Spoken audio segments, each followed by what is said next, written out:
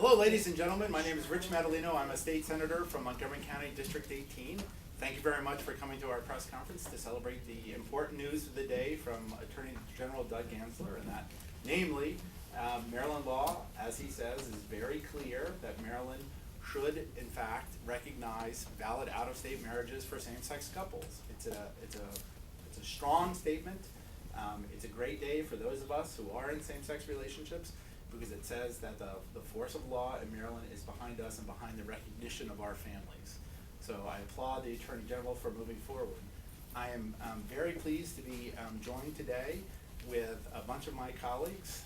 First off, I'd like to recognize, and she's going to come up in a second, my colleague from Montgomery County, Delegate Heather Mazier, and her wife, Deb.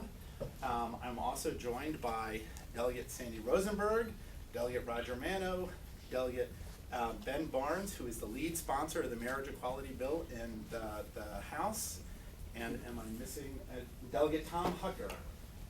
So thank you all for coming. We also have a large group of other people who are going to speak, including someone who's been really our legal guru for years in the state, David Roca from the ACLU. Morgan Sheets from Equality Maryland is going to be talking, and she will be introducing a number of couples who are also here today, and of course Leah Gilmore from the Maryland Black Family Alliance. So thank you all for coming. As I was saying earlier, this is an important statement from the Attorney General, because it is once again clear that state agencies are to recognize same-gender couples who are in valid out-of-state marriages. It certainly moves Maryland forward amongst a handful of states that do provide recognition for same-gender couples.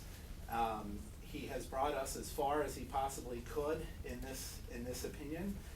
It does stop short of clearly allowing, as he could not, marriage equality in the state, and I think it once again reaffirms the responsibility that all of us have who care about this issue to continue to work in the legislature to get this done, because clearly, as he outlines, the one body of people that can make this happen in the state of Maryland is the Maryland General Assembly.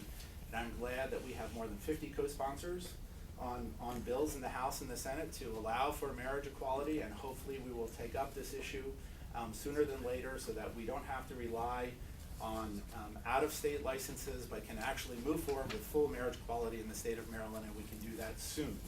I am heartened that the Attorney General has taken this step, because it really will make, I think it will give same-gender couples who are legally married in other states the peace of mind that, and the confidence that their marriage will be recognized in the state. So should they ever need to have that recognition, certainly during a time of crisis or transition in the relationship, that they know that the force of law is behind them in the state of Maryland.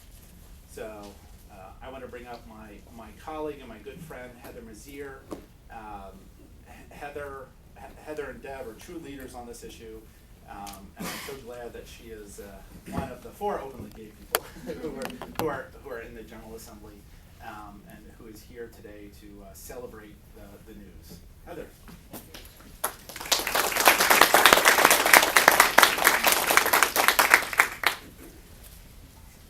My spouse Deborah and I were married here in Maryland in 2005 on the western shore of the Chesapeake Bay. And in that moment, witnessed by our family and our closest friends, we were bound together in our own eyes and in the eyes of everyone who cares about us. But we were bound together by love, not by the law.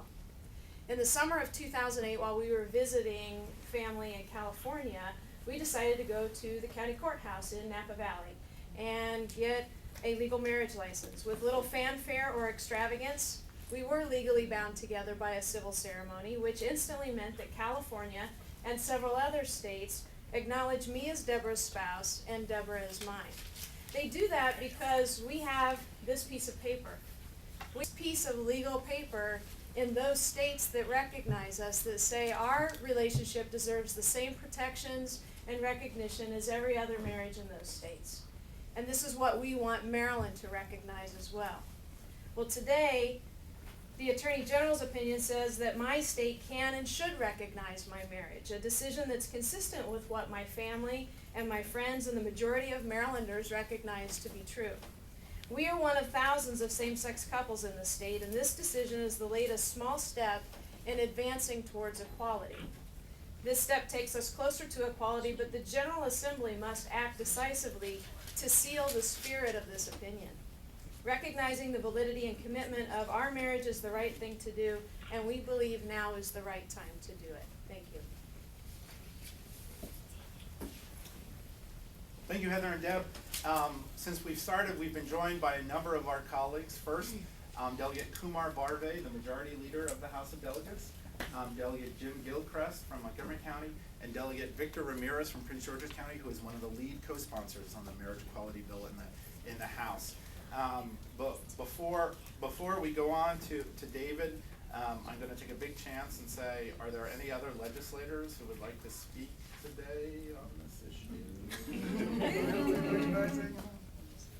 Okay, so we're now going to hear from David Roca with the ACLU. David has been engaged in probably just about every litigation that we have had an issue moving forward. Certainly I cannot, and my family cannot thank him enough for his commitment to this issue over the years. David.